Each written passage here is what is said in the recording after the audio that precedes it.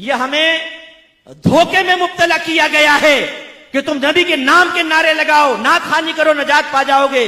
कोई ऐसे स्टैंडर्ड शरीयत ने नहीं दिया। इताअत रसूल है। मैं ये नहीं कह रहा हूं नात खानी गलत है, मैं ये नहीं कह रहा हूं इसमें सवाब मिलेगा, ये सवाब नहीं मिल, नो, सवाब हासिल होगा, सवाब नहीं मिलेगा ये मैं नहीं कह रहा हूं। लेकिन इनसे मुतमिन होकर सोचना, नबी की मानो ना मानो हमें जन्नत मिल जाएगी। मैदान माशर में पहुंचेंगे तो फरिश्ते आएंगे, हुजूर टन सुन्नी साहब आप यहां खड़े, जन्नत तो आपका इंतजार कर रही है। और ये मटकता हुआ झूमता हुआ सीधा जन्नत में चले जाएगा। मुफ्ती साहब लाइन में लगे हुए हैं, ये पप्पू निकल जाएगा वहां पे, क्योंकि हर रात ये नात खानियों में बैठा करता था। भाई कुल हाथु बुरहानकुम इन कुंतुम सादिकीन, लाइए, अगर आपके पास दलील है तो पेश कर देना। सिवाय आपके हुस्न जन के क्या है?